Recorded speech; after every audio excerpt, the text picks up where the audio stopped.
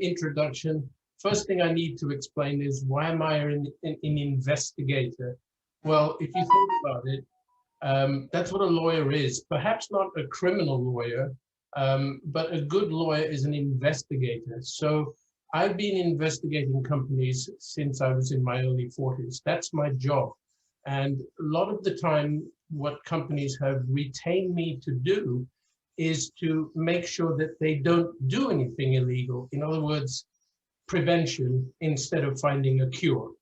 If a lot of companies do things that are illegal and they don't even know it, and that includes taxes and VAT, they don't realize that they're doing something illegal. So I've been retained by many companies from all over the world to try and make sure that they are not stepping on the wrong side of corporate law. But it's really interesting what I've discovered along the way is that I know what makes a company work. I know what makes it fair. And that is not because I'm smart or anything like that. It's simply being 40 years in this business. And I heard you say, Celine, everyone should do their due diligence.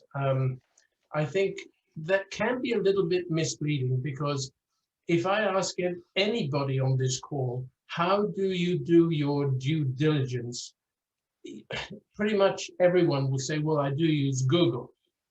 I mean, just nod your head or raise your hand. Have you Googled? Yeah, okay.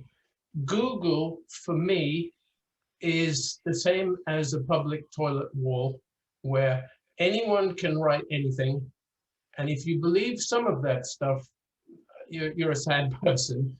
So what it does is the truth that is on Google is also very dissolved by the falsities that is on there. And any professional, I think I've said this before on one of these calls, if you went to see your lawyer or a solicitor, and you said to him, you start to tell him your story and you say, well, have a little bit of a problem in my life, and you explain it to him. If he then turned around in his seat and Googled your problem, what would you do? And it's the same thing as if you go to see a doctor and you tell your doctor where you've got pains and he gives you a puzzled look and he just says, well, let me Google that. I think you'd change your doctor. So people, you've all seen it, what's written on Google about CashFX. Some of it is true, that's the good stuff, but very little good stuff is actually written there. What people love to do is spread bad news. And that's been coming up to a crescendo recently where bad news travels fast. We all know that. You know, why do people go to Formula One motor racing? I'm sorry, if they were honest, to see the crashes. You know, it's a sad fact, but if everybody goes around and nobody touches the barrier, nobody crashes into anything, sorry, it's a little bit boring. So there's excitement with bad news and people love to spread bad news. People love to be the bearer of bad news. So over the last 40 years, I've been in a fortunate position because of my profession to build a network in the legal world. And that just takes time. It's nothing to do with being clever. It just takes time. And because I've worked and lived in lots of different countries, I have a network of lawyers in just about any field, including criminal law. I've never stepped into that branch. But in terms of corporate law, that's where my network is. So I started to do some investigation on CashFX, not because, well, I joined already and then I started to investigate. Short story, I don't know if Peter Duke is on here, but anyway, Peter kept calling me 2 or 3 times. I knew him a little bit, not very well. And I thought, this man's going to be a pest, so I better return his call. And he told me about CashFX, and I said, well, maybe not. So I joined to stop him from calling me. I just said, okay, I'm busy. How much is it? What's the minimum? $300. Okay, fine, here you go, finished. I didn't have a Bitcoin wallet to do it. So Peter's upline, Adrian, had to help me with that. And they put $300 in for me, and I paid Adrian. That was it. And I thought, well, thank God for that. I've got him off my back. I can get on with my life now. Within about 10 days, I got an email from the company. You know how this goes. You know, you've received $9. And I didn't pay much attention to it at first, but of an evening, I sat down and I thought, on a $300 investment to pick up $9 in 10 days, there's something either very right with that or something very wrong. And that's when I started to investigate. And I looked into the company. And I looked into the company from all angles, from several different continents where CFX was operating. This is in May last year. So if you like, it's in the middle of COVID, but never mind. Here's the extraordinary thing. That with any company that I've investigated, that anyone's investigated, I can name a list for you. They have a history, and they have a history of it hasn't always been good, or they haven't always been good. Okay, I hope nobody's related here to Richard Branson, but I don't care. Richard Branson, very successful, very wealthy man. But he had to do some bad stuff to get his foot on the first step of the ladder. And I'm not going to go into details, but many, many companies have a gray area. There can be people, the owners of the company has filed bankruptcy, tax evasion, all kinds of things, including taking civil liberties, not just corporate liberties. And they get around that, and that's how they make their money, and then off it goes. I have to this day not been able to find anything on CFX, and I haven't found anything on Huskar Lopez or Edwin Abad either. So I've looked into what they did before they started with CFX, and I still can't find any, not even a gray area, and that is very extraordinary.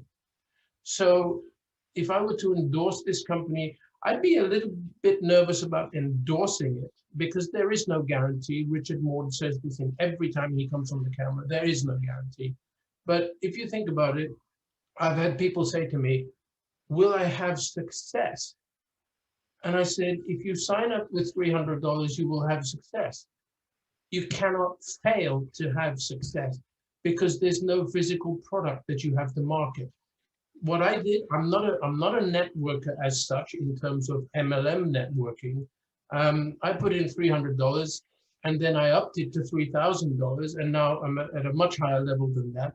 So I'm very much of a bare capital investor, and I have a team of 30 people, not by marketing this. I just have people, you know, calling me up saying, Chris, now that you've retired, what are you doing?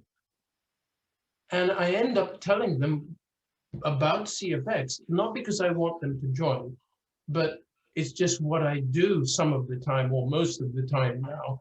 And I just find it, maybe I've got an extra smile on my face that people haven't seen before. I mean, the corporate world of legal stuff tends to bring you down a little bit and you end up like this.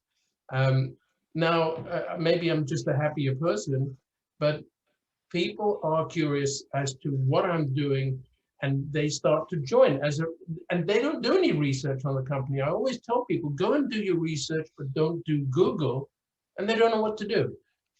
And I'm fortunate enough to where people look up to me and say, well, he's a lawyer, he's a corporate lawyer, he must have done all the diligence anyone would want. And if he's in, I'm in. You know, I'm very fortunate having that, but I suggest you use that as well.